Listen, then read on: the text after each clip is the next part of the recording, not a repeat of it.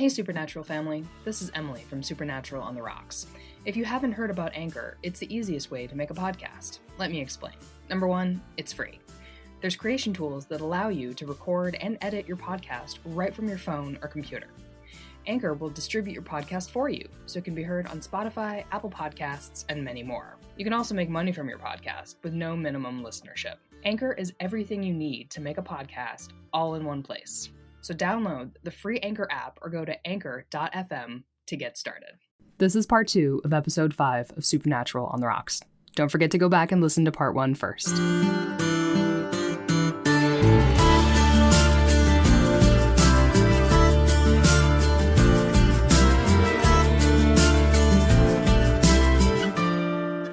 Don't you cry no more. Hello, welcome to another episode of Supernatural on the Rocks. I am Emily. And I'm Mandy. And you can find this podcast basically wherever you get your podcast, Apple, Spotify, the internets.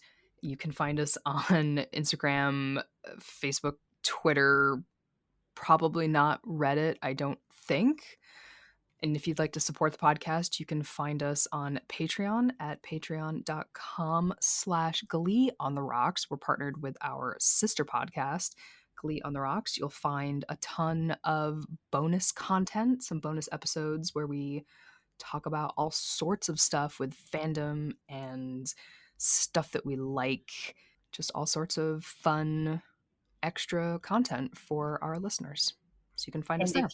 If you would like to request some Supernatural content, if you have specific themes or, anything like that about Supernatural and you want to join our Patreon, let us know. One of those bonus episodes is our little ongoing miniseries, That's My Ship. And one of those episodes is me going on for, I think, 45 minutes about Destiel. Yeah, that is really the origin story of this podcast. Yes, it really is.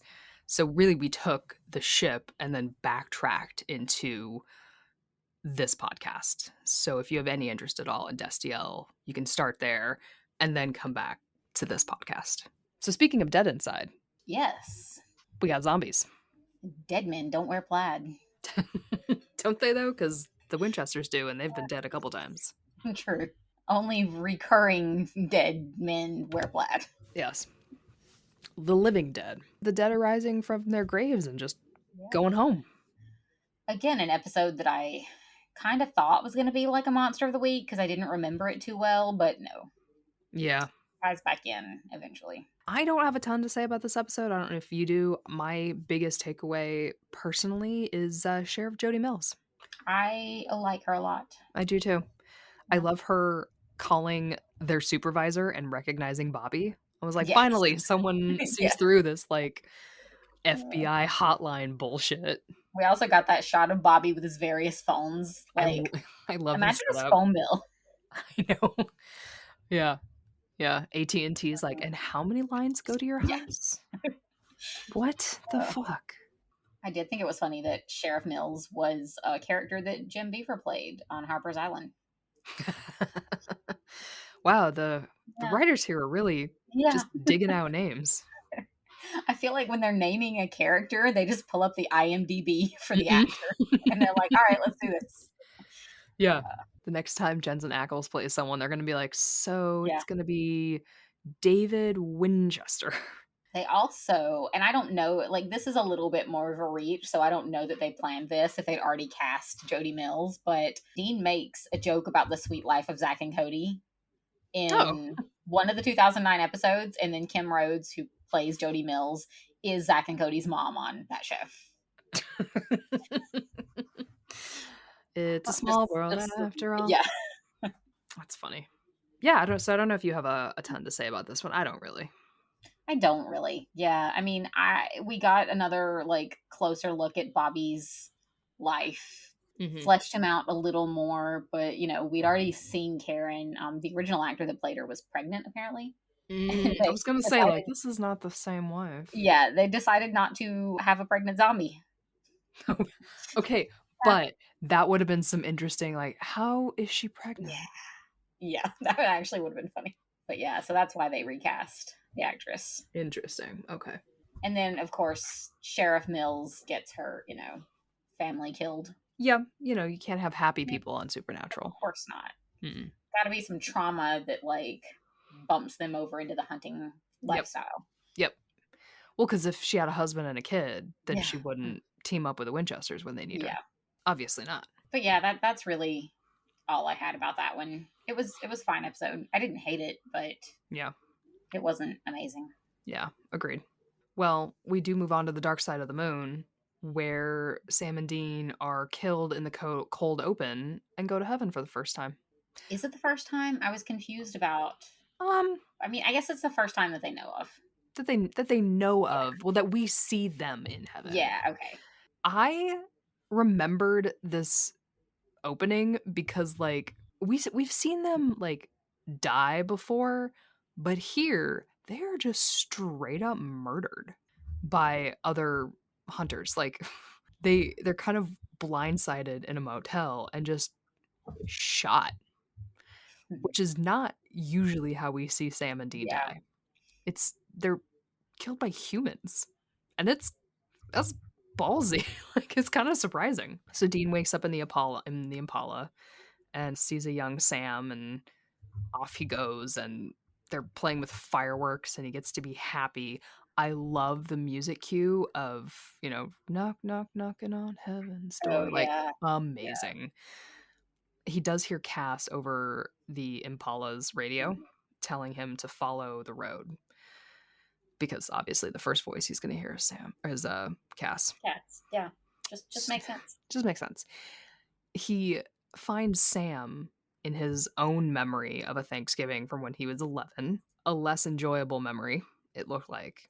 Basically, they're finding each other in heaven. They're trying to get to, or Zachariah is searching for them in heaven, and they find themselves at the Roadhouse, which has been rebuilt, and they run into Ash, who It was tells. kind of a trip to see Ash again. I was excited to see Ash. Yeah. Ash tells them that they have died numerous times. They just don't remember it, which seems fair. And that he kind of explains the geography of heaven, that everyone gets their own little personal heaven bubble, and the Garden of Eden is at the center. Soulmates get to share, but most people can't leave their own heaven, which does make heaven sound like it sucks. Frankly, it's basically like, here's your fantasy that you're stuck forever in.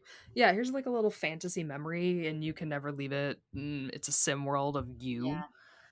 Sucks. Sorry, but Ash is special, and he can shortcut his way around. So they find Pamela. Pamela forgives them for getting her dead, which I also think is bullshit. Yes, I would have held a grudge for a little bit longer than that. I would too. Yeah. I think that sucks. It's actually kind of confusing, like, what they're supposed to be doing in this heaven. Like, this episode overall kind of confused me. Yeah, it did to me too. Like, like Zachariah is chasing them down in heaven. Ash is giving them a shortcut through like a weird computer matrix. I don't know. That was weird. To the garden. He's Joshua. Like, there's like a very stereotypical black man in the garden who is Joshua, and he's like the voice of God, and says that God is actually on Earth, and God's message is just like, back off. He knows what's going on and doesn't think that it's his problem. And Dean's like, so God's just a deadbeat dad. Yeah, it's all very weird. Like, what is even the point here? Because they get sent back to Earth and back to the hotel where they remember dying this time. And they remember heaven. Why did they go? Was it to... What happened? Why do we think this episode exists? To explain heaven, or to tell us that God is on Earth? So that Cass can use any means he can find to talk to Dean through technology. I guess. That's why it exists. But yeah, no, it left me a little bit confused. I mean, we do, like... Also, it kind of bothered me that, like, Sam's fantasy is, like, the family life he never had. And Dean is upset by this. He's, like, hurt by this. Mm-hmm. But we also, like... Something we see multiple times is Dean wanting, like, a family life. Yeah. Like that was kind of Dean's thing. We see that all the time. Yeah, so I was a little bit confused as to why suddenly that's what Sam wanted. Also, did you know Sam is new at McKinley? Did you catch that line? Oh, yes. Yeah, Yeah. because Look, it's the crossover we all wanted. yes, Sam is the new student at McKinley. It actually turns out that these podcasts are dovetailing together, and they're now going to Yes. be super Glee on the Rocks. Sam, he's actually going to be the new choir director, just given his age. And they'll be competing at regionals in Kansas, Yes. singing Carry On Wayward Son. I was going to say Dean's going to show up as one of the judges. Amazing. Oh my god, he would hate it. Well, that's the Nightmare. musical episode. Yeah. Yeah. Wait a minute. They'll do this later. Yeah. But yeah, I don't really have anything else for this episode. Well, so at the very, very end, obviously when Dean is back to life, the very first thing he does is call Cass. Yes. And has to break it to Cass that God is on Earth and has been. And poor brokenhearted Cass he gives Dean back his amulet, and Dean just throws it away because they're the Letterman jacket. He's the Letterman jacket. He'll always have those rib tattoos. Yeah, exactly. So everyone's a little emo about God being a dick. Yeah, not everyone's having a great time. So this next episode is also kind of a weird bummer. It is, yeah. Which, there's like some cool guest stars, but it just feels like bleh. One of the guest stars is Michael Shanks, who is Lexa Doig that I mentioned earlier's husband. Yeah, he's Stargate. Yeah. She's actually in Stargate too. Oh. Yeah. Yeah, and this, I watched this episode, but I have to say a lot of it I was just like, meh. Like, so it's a town that they're aware of the apocalypse and they are kind of training to fight and kill demons. It's like a super religious town, and there's the pastor's daughter seems to be a prophet, but this town is turning into like a weird fundamentalist compound, and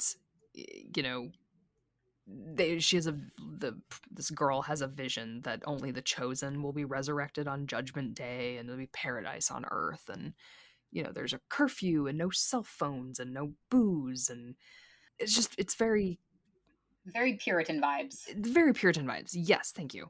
And Cash finally shows up in the episode, and he's apparently drank an entire liquor store because he's still sad about God. And he sees this girl, this supposed prophet, and she's like, she's not a prophet. She is the whore of Babylon. And I was like, did we need this? Like, yeah, okay, that's a thing in the Bible, but like, is this... I feel like there's something they could have done with that concept that might have been cool. Yeah. But this didn't really sell it for me. No, and Cass was saying that that character's goal is to condemn as many souls to hell as possible. Does this matter? Like, what is going on? And there's a line in it of like, on a good day you get to kill a whore. Like, do we need this? Yeah. Right now. So Cass gives them like a stake made from a cypress tree in Babylon, and it has to be a true servant of heaven to kill her. And Cass tries to do it, but collapses because he's fucking drunk off his ass. Dean eventually does it because he is a true servant of God, even though he's been a real kind of a shithead lately. Yeah. I don't know. It was like the second weird episode in a row, and like at this point in the season, I was starting to just get very, I don't know, annoyed, or I don't know what I was getting. This is kind of jumping ahead a little bit because I know we're going to discuss overall feelings on it afterwards, but I don't think I liked this season. Yeah. No, yeah, maybe that's there what were it a is. there were a few fun episodes, but mostly like from the last episode on, even though like those two were the high point of like confusing meh, I still didn't really feel enthusiastic about it. Mm-hmm. Just I because very much felt like I had to just watch them. Like, all right, I gotta finish. It was a bummer. I knew it was not going to get less depressing. They had already killed like multiple of my favorite characters. Yeah. Yeah, it was just weird. I was definitely like not excited to watch a lot of these episodes. Yeah. Which sucks because I like the show. That's why we're doing this. And I think maybe it was how long it takes to get to the inevitable showdown between Michael and Lucifer, and you're just like, can we just do this? Yeah. Like, can we just do it? And I guess the trivia for this episode is it's called 99 Problems, and it's the 99th episode. Ah, yes. Which means this next episode is the 100th episode. Dean is, well, he's going to decide to say yes to Lucifer. Mhm. But, well, Adam shows up, crawling out of the mud in the woods. And if you don't remember Adam, the show barely does either. Yeah, really. It took me a second. I had to be Yeah. like, wait, Yeah, the who's face this is kid? familiar. Adam is their half brother. And while Adam was in heaven, the angels told him that he was the chosen one and the sword of Michael, and that he was going to be the one to kill Lucifer. Because if we don't remember, he is also John Winchester's son. So he's plan B. It's not the worst idea, Yeah. honestly. Yeah, it's not the worst damn idea. So there's quite a lot in this episode. Some of it's a little shippy. This is the line, or this time we hear Dean saying, Cass, not for nothing, the last person who looked at me like that, I got laid. Where the fuck did that come from? Like, Apparently Jeremy Carver. thanks, Jeremy. I mean, there were a million options you could have gone with for that line. Like, hey, And why I are you love the staring one at me? Exactly. Do I have something on my face? Did I spill on my shirt? But just Not a fantastic, why, flawless choice you made there. not why you eye fucking me. Yeah, Yeah, it's a choice. it's a choice. Yeah, it's a choice. Dean, the other part, there's a lot. Dean tells Sam that he just doesn't believe in him, which has been a long time coming. Yeah. He thinks that Sam is going to say yes to Lucifer, which we all do too, I think, frankly. Yeah. So when he says, when Satan takes him over, that there has to be someone there to fight him. So that's kind of his reasoning for wanting to say yes to Michael.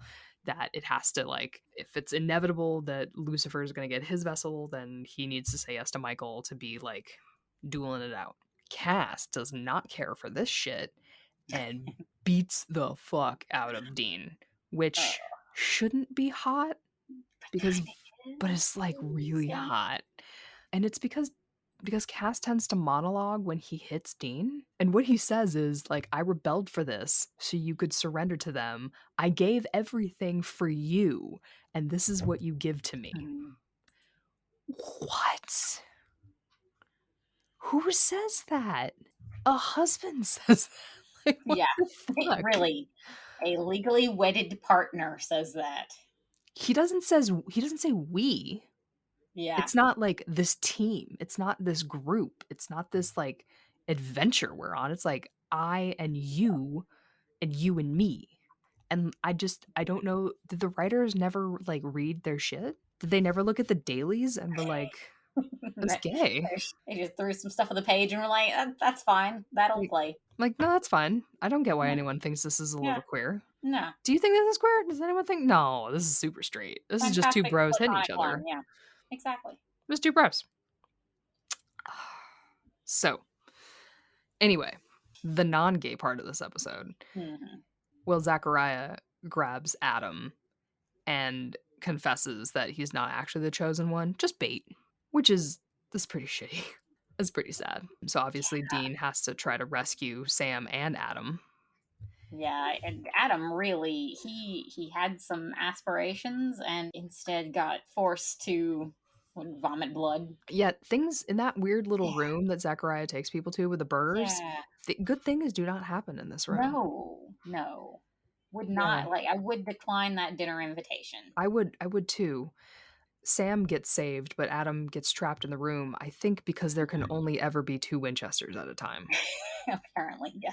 There didn't seem to be any other logical reason why Adam couldn't be saved. We did forget, there were 5 other bad angels in the mix. Cass carved the banishing symbol into his own chest and sent them all away, including himself. So here's another instance where Cass has been disintegrated. This is like, what, the third time he's died? I don't know. It's fucking wild. And so is the next episode, The Hammer of the Gods. Yes. Yeah. This episode is fucked up. Yes, it's very fucked up. I don't even know how to talk about this episode. I suppose we could talk about it in different ways or ignore it altogether. Yeah. Sam and Dean check into the Elysian Fields Hotel, which is a reference to Greek mythology. Yeah.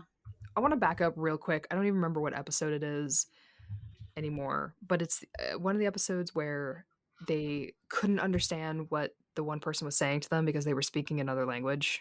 Why have they never learned like Spanish or French or Yeah. anything, given that they travel across the country fucking endlessly? Also, like, Sam is supposed to be super smart anyway. Yeah. These guys, like, it's 2009 at this point. They got phones with some translator apps. Yeah. Like, that scene before kind of bothered me. Like, have you just not learned Spanish yet at some point? Like, you spend half your time in the American South. Like, come the fuck on. So for like this hotel to be called the Elysian Fields, shouldn't one of them have just been like, I don't like the name of this hotel? Someone understand that reference, please. Shouldn't at least Sam have been like, this hotel is named Death? Yes. I don't like it. The front desk guys, Mercury, they're all gods. There's bad things happening here. Yeah. We get a bunch of monotheistic gods brought together. I did like the idea that there's like this Judeo-Christian apocalypse upon them and they're kind of like fucking pissed about it. But it also does beg the question of what responsibility do the non-Christian deities have over like what's the NATO situation when it comes to religion? Like, yeah, so are like, they just averting their eyes? They're like, oh no, that's Christianity's deal to work out, right? Yeah, because like Michael and Lucifer are fucking shit up for everyone, but clearly there are other gods. So like, do they get together and stop it, like, or not? Because they need worshippers to, right? I mean, why don't they just zap Michael and Lucifer away? Don't they hold equal power? Because I'm surely the show isn't going to say that Christianity is more powerful than. Well, it's also like a bit odd that none of them would care that much. You would think there would be some boundaries, like, oh, you're gonna eradicate all of humanity. Wait, actually, some of that's our territory. Yeah, like some of those are, yeah. Like maybe we want Indiana as well. Like, yeah. Maybe we want to be worshipped by some of those people in Florida. I don't know. So yeah, as soon as they bring in other religions, you're like, so what are the rules? Is there a coalition? If they all get together, then they're all acknowledging each other's presence. So don't they all now have to acknowledge each other's sovereign? Like, I don't understand.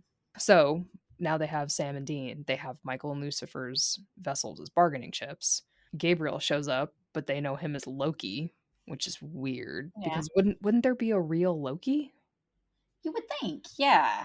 So does the real Loki just be like, oh, guess someone's committing identity theft again? Yeah. And Gabriel / Loki has a thing with Kali. So Gabriel is trying to convince them that they can't beat Lucifer, which again doesn't seem right. Like, they're all fucking gods and they're older than Lucifer. Yeah. Really, if you're going by like Christianity versus the other religions, like why the fuck wouldn't Lucifer? They're kind of the new kids on the block. They really are. Like, why wouldn't Odin beat Lucifer? Maybe that's it. Maybe they're just like, Jesus, showing off again. Yeah, they'll settle down eventually. Yeah, they're just like, they're kind of not taking it seriously. They're like, whatever. Because it'll never work. They'll tire themselves out. Like, if we're gonna Thunderdome this, I think Kali and Odin can take Lucifer. Yeah. A lot of questions. Yeah. So Dean says that he'll help them kill Lucifer, who shows up because Mercury called him to the party and then gets killed. So now we've like killed one of the ancient Greek deities. Like, what the fuck is happening? Or no, surely that would piss someone off. Is now Mercury Roman because of the name? Mars is Roman, Mercury is Greek. Right? I think. It's been a while. I missed that phase as a kid. How did you miss that phase? We all had that phase. I was too busy watching Star Trek. That's fair. Yeah, so Gabriel confronts Lucifer and they have like it's such a weird argument. Like, Dad loved Lucifer the best. And then humans were brought into the mix and Lucifer couldn't handle being dad's second best, and they're like, it's time for Lucifer to grow the fuck up. And Lucifer stabs Gabriel, and that's some bullshit. And I don't care for that shit. Yeah, Yeah, not a fan. Not a fan. I don't like it. Can't stand it. Do they have a lot about that? Gabriel does leave Sam and Dean a Casa Erotica video, which is Yeah. weird. That's a choice. Telling them that they can try to trap Lucifer back in his cage using the 4 rings from the Horseman. Isn't it convenient that they already have 2? I know. It's so lucky that they were collecting those along the way. I know, and no one even told them to. It's so weird. Pestilence then arrives in a cloud of COVID and is maybe one of the grossest things on the show, in my personal opinion. Wanted to pull the hand sanitizer out just watching it. I wanted to put my mask on. Did you see that his license plate read sick and tired? Yeah, I did. I was like, same. Yeah, actually. Me too. You're making points there, sir. I was like, I wanted my mask.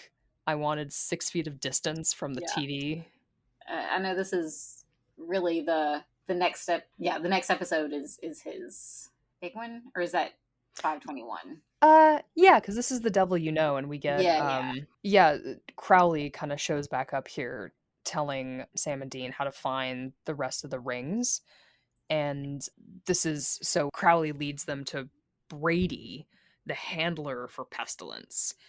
And this is like the conversation around this weird swine flu vaccine, because there's like a super infectious strain of swine flu, and like a scientist gets stabbed with a syringe, and I was like, you need to get this off my screen.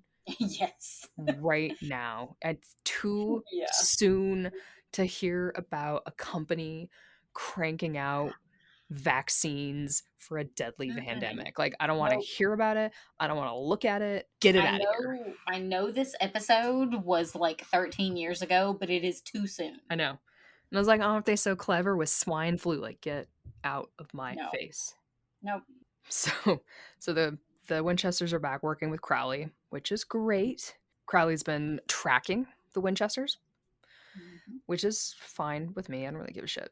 But he says to know the demon who helps out Pestilence, named Brady, which is a cute name for a demon. But he is the possessed CEO of a biotech company. It's like, fuck. Yeah. Is that my boss? Yeah, Crowley doesn't want Sam to come with them to go capture Brady because of the demon blood. Which also seems fair. Also seems fair. Yeah, that does seem fair. That's a valid point there. Yeah, valid point. So Sam is thinking about letting Lucifer in and then jumping his ass into the cage. Which, again, that seems like a valid point. Yeah, I mean, that's a plan. That actually seems like a plan, considering the rest of their fucking plans never work. Like, as viewers, at this point, are we supposed to be thinking, oh no, anything it takes to save Sam? Because I guess. I'm not. Honestly, if the stakes are supposed to be like apocalypse reigning on Earth or one dude, yeah, I'm gonna, trolley problem that and say, sorry, Sam, you're out. I think what we're also forgetting is that the show was supposed to be about Sam Winchester and not Dean. Oh yeah, no, sorry, they tried, but nah. Yeah, I think we forget that the show was supposed to be the Sam Winchester show, and frankly, I care, but like, I care because he's Dean's brother. Yeah. I care that Dean has feelings and they'd be hurt. But yeah, I still would rather see Sam in a cage. Thank you for visiting. I mean, I'd rather humanity be safe and one dude be gone. Yeah.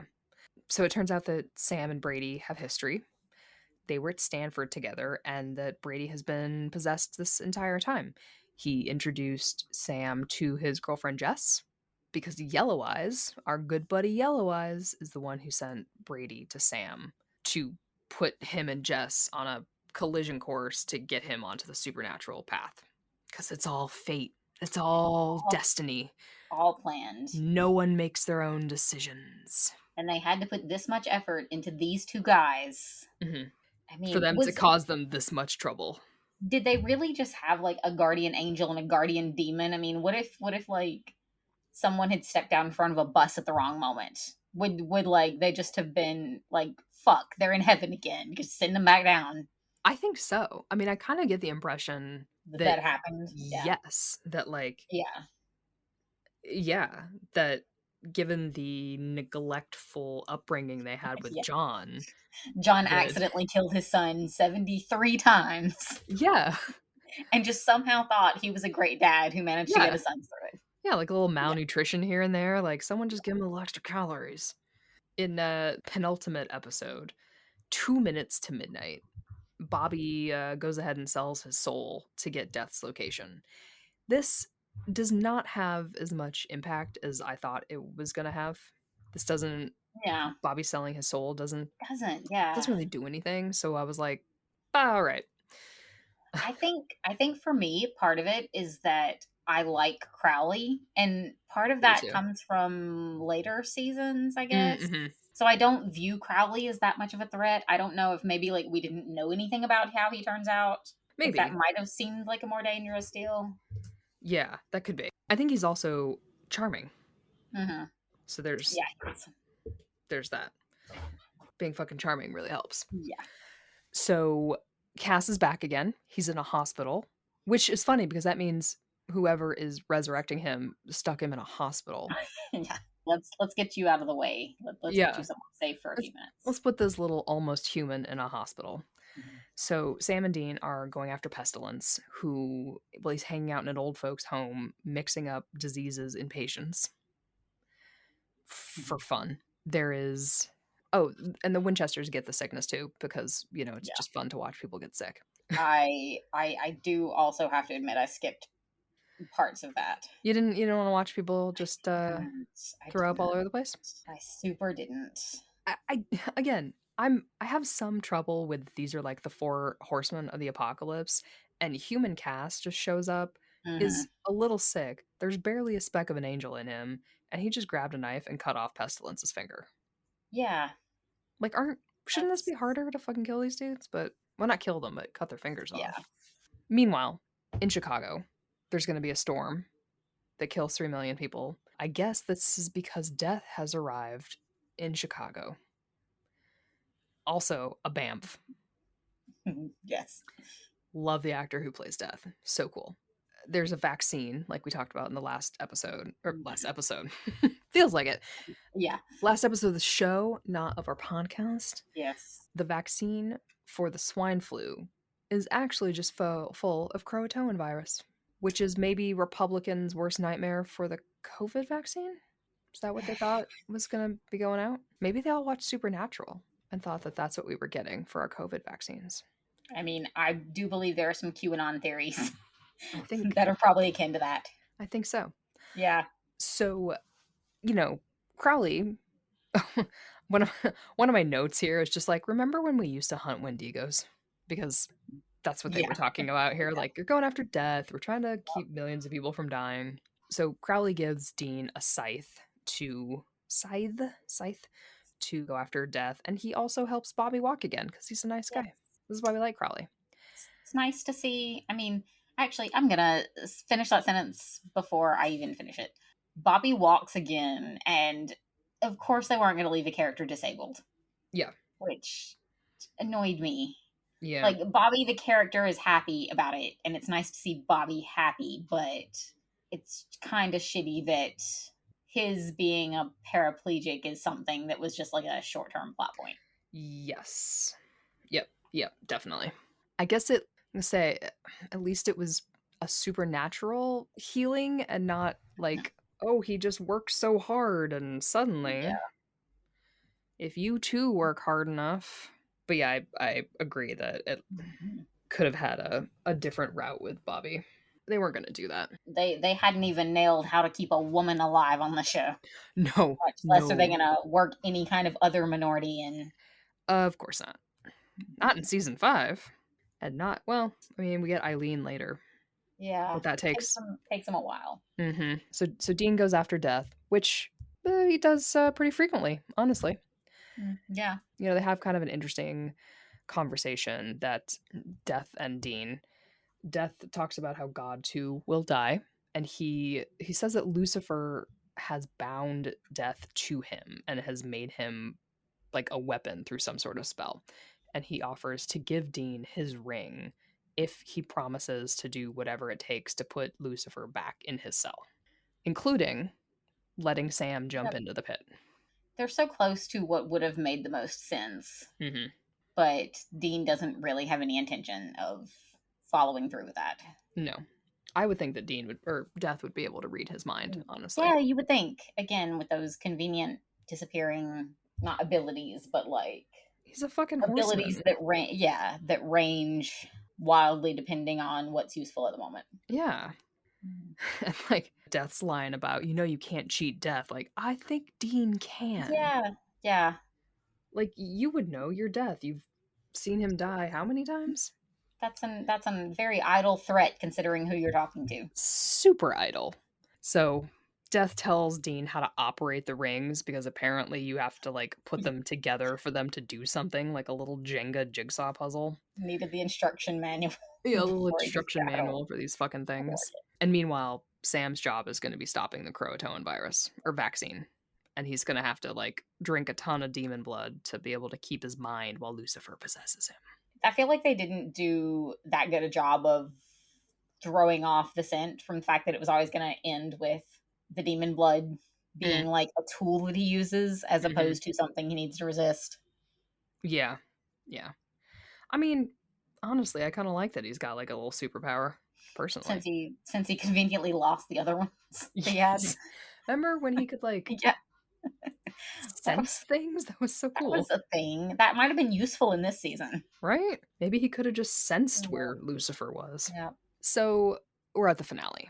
I do have a bit of trivia first, Hit and me. I really loved this one. Sam and Dean search for Pestilence in a nursing home named Serenity Valley, which was I don't know if you ever watched Firefly. Yeah. But yeah, so Serenity Valley was the battle. Of course, Mark Shepard was in that, and Ben Edlund, the executive producer for this episode, was a producer on Firefly. Amazing. So again, they just like flipped through the IMDb and were like, what reference? What do we like? Are we using? I love Firefly. Yes, Firefly was so good. Kind of. I mean, it had problems. It had problems, but I have much fond nostalgia for it. Me too. Finale. Yes, we've made it to the finale. It's only been 9 hours. Yeah. So hungry. Oh my God, it's been 3 hours. I know. So this episode is framed around the Impala. Yes, I liked that opening. I did too. It was a nice break from what I expected. Yes, definitely. We talk about how it was first owned by Sal Moriarty, a man giving Bibles to the poor, and then to John Winchester, and it was cute to hear about the 1967 Chevy. So, Dean says that he is in. He's on board with Sam's plan to let Lucifer take him over and jump into the pit. So, on the way to Detroit, Sam tells Dean to promise not to try and break him out of hell, which I think is important because, like, as soon as he does, isn't Lucifer just gonna like follow him out? I mean, that could basically be Lucifer's plan B. Yeah, right. Plan if I get in, it's okay. Dean will get me back out. Yeah, like I'll just hitch a ride back out. Yeah. So pretty quickly get taken to meet Lucifer, which I appreciated that we're not gonna spend our whole time traveling. He knows about the Horseman's rings, which again is like, how much does Lucifer know and what does he not know? Like, what are the rules here? Because he's just, Lucifer's really an archangel, but he's more powerful. I don't know. He wants to wager around inside of Sam's head. So he gets to take control of Sam, but if he loses, he's done. So a battle of wills. Dean uses the rings to open the door. Obviously, Lucifer takes control. Did this surprise you? No. No. No, not at all. Thank you. No. I trust. No, it's fine. So this is we have a Samifer. This is the this is the rival of Samifer. Is this the second time an actor plays another version of his character or the face of his character? Third. So Dean has played future Dean, Cass has played future Cass, and now Sam is playing Lucifer. So, inside of his head, Sam is battling Lucifer. But, that's not going to work out at first. So Dean calls up Chuck, who knows where the big fight between Lucifer and Michael will be, an old graveyard back in Lawrence. They, meet up with Michael, and Lucifer kind of explains why they're fighting, which maybe they should have done before.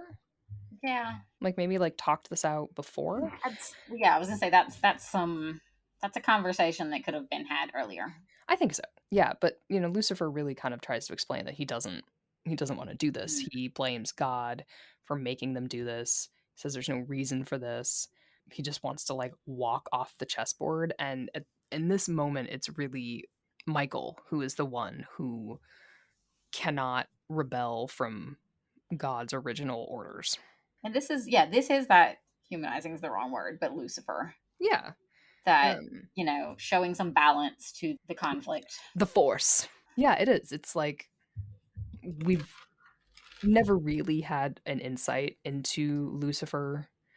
It's really just been the perspective of Sam and Dean. And it was just assumed, Lucifer, bad guy. Mm-hmm, because that's what you always get from Christian mythology and theology. And here it's why are we doing this? Now, why at any point during the last 22 episodes Lucifer hasn't just Yeah. That could have been an email. This meeting could have been an email. Yeah. This season could have been an email. Yeah. Lucifer. That's the title of the episode. The season could have been an email. Yeah. You're right. The rest of the gang shows up. Dean, Cass, and Bobby arrive. Cass throws some holy fire at Michael, who is in the body of Adam, yelling his classic line, "Hey, ass butt." Yes. I love that. That alone is worth the final episode watch. Price of admission. Yes. Lucifer is not happy about someone else killing his brother, so he just straight up explodes Cass. And that caught me off guard. I forgot that happened. I was like, well, I know that doesn't stick, but you got me there for a second. Yeah, he just pops him. Yeah. Lucifer also kills Bobby and then beats the shit out of Dean. So it's not great for anybody. But then memories of the Impala shake Sam loose from his battle in Lucifer's head. He opens the gates to the cage, grabs Michael, throws them both into the cage, and it closes behind them. And then nothing bad ever happens again on Supernatural. No, it's surprising that the next 10 seasons are all just really pleasant, but super weird, right? Cass and Dean, they made a married. Choice. Yeah. They raised I really enjoyed that entire season where it was just their honeymoon as they traveled Europe. Yeah. Yeah. I mean, it was fun. Yeah. It was really relaxing. It was kind of like a British serial. It was nice. We earned it after the stress of this season. I think so. Yeah. Mm-hmm. But really, while Dean is kneeling there, probably bleeding internally, Cass reappears, re-angeled, thinking that God brought him back new and improved. He heals Dean. He brings Bobby back to life. Does he heal Dean, or does he leave it that way? I forget. Well, he brings Bobby back to life. Cass thinks he should return to heaven. Meanwhile, Dean is just super pissed at God. Yeah, Dean really little car talk. Either Dean wants to die or bring Sam back. There's no in between. Yeah. So what does he do instead? He goes to see a lady. I mean, Cass did just nope out of the car, literally, as they were talking. Mm-hmm. So he maybe should have stayed longer. Yeah, maybe a little bit longer. Little bit. Yeah, Cass is still working on his conversation skills. Yeah. He'll get there. So, Dean goes to see Lisa, that lady who used to be his girlfriend. Chuck has some voiceover about them being up against gods and angels, demons and devils, and how they chose family. And isn't that the whole point? And yeah, this could have been a series finale, except for Sam standing outside of Lisa's house in the dark right before the episode ends. And it would have made a good finale. I think so. Yeah. Yeah, there's, room for interpretation. There's room for conversation. There's questions, but there's some answers, And again, nothing bad ever happens again. And we never thought about Supernatural ever. No. So we just randomly decided to do this podcast. 10 Yeah. years later. So yeah, given that this is incredibly long. I'm going to go ahead and say, I feel like most of the themes I wanted to talk about, we discussed in the process of talking about the episodes. Definitely did. And I genuinely do not remember what's coming up in season 6. I remember one specific thing about it, but for the most part, I'm going to be jumping into the next season without remembering how anything gets resolved.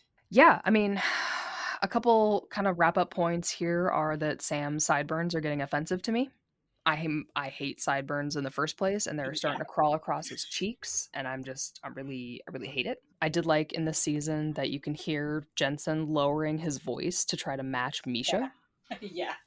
Poor Misha. He made that choice initially, and everyone around him paid for it. Everyone had to see a doctor afterwards.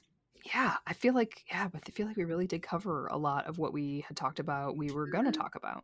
Yeah, our themes were, pitting the brothers against each other on the celestial scale, and, this constant push and pull of fate versus free will, which really is just this running theme throughout the entire series. Here it's very apparent with the plot of the series. I think the show in these early seasons has just like a very specific plot of there is an apocalypse and we have to stop it, right? Yeah. I think in later seasons some things get a little more nebulous of what they're trying to do with like the Men of Letters and the Leviathan in the government. You're like, what the fuck are we doing? But here it's like must stop apocalypse. And it's like my body is on the line. The marching orders are pretty clear. Yeah. So I think that helps drive the narrative. I think, again, like we talked about in this, a lot of these episodes are a bit sloggy and not as fun to watch as seasons 1 through 4. So this season was a bit of a harder push for me. And sometimes that's hard to explain why. Yeah, no, I miss the Monster of the Week episodes. I miss characters I like that don't immediately die, or that don't die as soon as I've had time to get attached to them. Right. Mm-hmm. And it feels like they don't show up often enough. I don't know. It's like straddling that line. Like, they show up enough that I love them, but I don't get to enjoy loving them for very long. Mm-hmm. Yep. And that happens, I mean, most obviously with Joe and Ellen right now, but I know it's going to happen with other characters. Yeah, it does. It's just kind of it becomes a repetitive thing of, hey, here's someone you really like, and they're gone. Yeah. Like, oh, okay, thanks. I guess I won't care about them in the future then. As the series goes on, we're going to start getting into cycles with the characters of Sam and Dean being really close and then breaking apart and then getting really close, and then something happens and they can't trust each other and they get really close. And like, okay, what's the growth here? Like, do you trust each other or you don't trust each other? Are you in this or are you not in this? Like, yeah. I don't think we ever have a reason to question, obviously, that they love each other and they're brothers. In case you didn't know, they're brothers. Are they brothers? Yeah. I didn't know that. It's this whole thing. Are they family? But I also don't feel like in this season we get much of Sam and Dean liking each other. Mm-hmm. Because they're too busy doing other stuff. Mm-hmm. Like, they're not finding any enjoyment in having each other in their lives. They're just driven to out of, like, obligation because they're brothers. Yes, that is true. Which, I guess if you're trying to save the world, then, like... Yeah. It would be a lot of heavy shit, but for a TV show, kids, I'm going to need you to lighten up a little bit. Lighten the fuck up, please. Come on. Yeah. I'm going to need some creepy kids. I'm going to need some fairy tales. I'm going to need some fucking ghosts once in a while. Just some fun camp monsters. Yeah. Just give me some fucking not monsters. Not just Crowley. Yeah. Where's the camp? Yes. Give me something. It's a long one. Yeah. Ugh. Yeah, do you have any last thoughts? I mean, I suppose we could go on for another hour, but frankly, I think that would be a bad idea. I don't think I do. I think I am tapped out of thoughts on this season. Okay. Do you have any favorite quotes that you happen to write down? This is going to be entirely predictable, but definitely the last time someone looked at me like that, I got laid. Mm-hmm, mm-hmm. Also ass butt, because ass. Actually, the episode Free to Be Me and You, which is the 3rd episode of the season, I wrote down more lines from that one than anything else. Like, looking at them, I'm not sure I would say any of them are like, oh, this is like, yeah. So I don't think that there are any lines that would be like, oh, best of the season, but things like You Were Wasted by a Ninja Turtle, Teenage Mutant Ninja Angel, or the, We've Talked About This, Personal Space. I wrote a bunch down too. Yeah, there was just a lot of good like banter in that episode. That's the So What? I'm Thelma and You're Louise episode. Yeah. And it's also Cass saying this is a den of iniquity. Yeah. It's just and so are we gonna trap Raphael with a nice vinaigrette? Yep. Yeah. It was just fun. It was. So I'm gonna go ahead and say that episode is my favorite quote. Okay. Fair call. Yeah. I like it. I mean, I think I agree. I think there's just enough in there to be like, yeah, it's that episode. I also like in the previous episode, Cass is like, I'm hunted, I rebelled, and I did it, all of it for you. Oh, yes. Because he never says this shit to Sam. He doesn't. They don't have that kind of relationship. Nope. And I just think that's important to remember. So there's some good lines in this season. It just it drags a little in the middle. It does, yeah. Okay, well then I guess we will find everyone in the next season and the next episode. I guess when we come back from the apocalypse, who knows what kind of cliffhanger is happening. Obviously, the show continues for 10 more seasons, so I don't think it's that much of a cliffhanger. But who knows? So yes, thank you for joining us. Oh, kidding. Oh no. So thank you for joining us on episode 5, season 5 of Supernatural on the Rocks. You can find us again at SPN on the Rocks on Instagram and Twitter. And then if you'd like to support the pod, we're at patreon.com/Glee on the Rocks with our sister pod, Glee on the Rocks. And yeah, so I guess we'll catch you next time. That's the road so far. Exactly. You've been listening to Supernatural on the Rocks, a podcast by OTR Productions. A huge thank you to our sound editor, Adriana, and our podcasts, who secretly run the show.